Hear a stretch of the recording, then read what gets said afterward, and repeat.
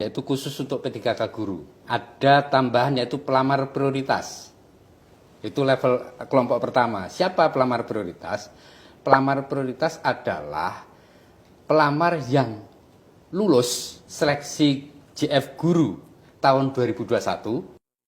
Ya, tahun 2021, istilah yang kita gunakan di pengolahan adalah P-PL, lolos passing grade atau nilai ambang batas, tetapi tidak lulus karena keterbatasan formasi, dan tidak pernah dinyatakan lulus seleksi untuk JF guru periode sebelum tahun 2024 ini. Dan saat ini tentu saja masih bekerja di instansi pemerintah.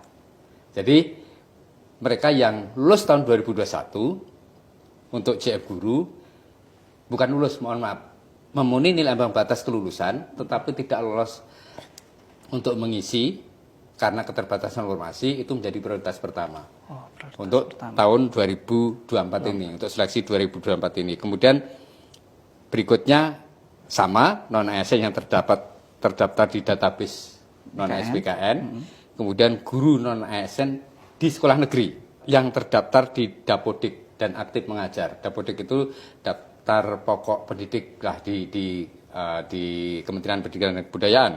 Dan yang terakhir adalah lulusan PPG. Itu untuk guru. Kemudian untuk kesehatan ada prioritas yaitu D4 bidang pendidik.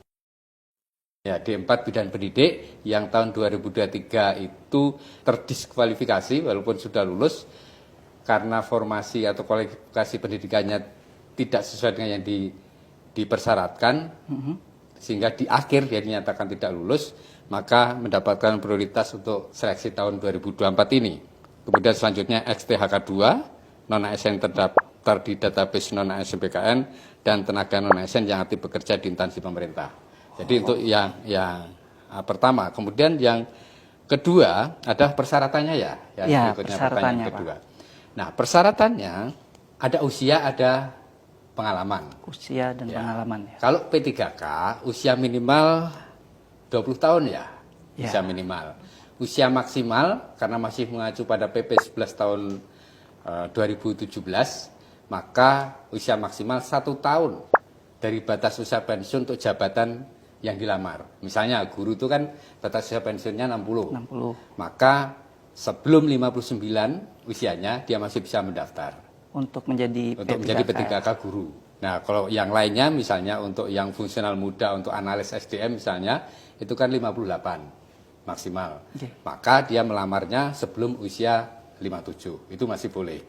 Jadi minimal kontrak kerjanya 1 tahun. Kemudian ada syarat pengalaman kerja. Syarat pengalaman kerja adalah minimal 2 tahun untuk jenjang pemula terampil dan sebagainya. Kemudian minimal 3 tahun untuk jenjang ahli muda. 3 tahun. Dan ini karena ini P3K sekarang ini ada yang khusus untuk yang khusus, terutama yang prioritas yang urutan yang ketiga tadi, yang aktif mengajar 2 tahun di instansi tempat dia lamar. Jadi ya di satu instansi gitu. Beda dengan P3K formasi umum, itu bisa pengalaman kerja 2 tahun, bisa akumulasi dari beberapa instansi. Kalau ini tidak, harus di 2 tahun di instansi, dan melamarnya harus di situ. Harus di situ ya. Betul.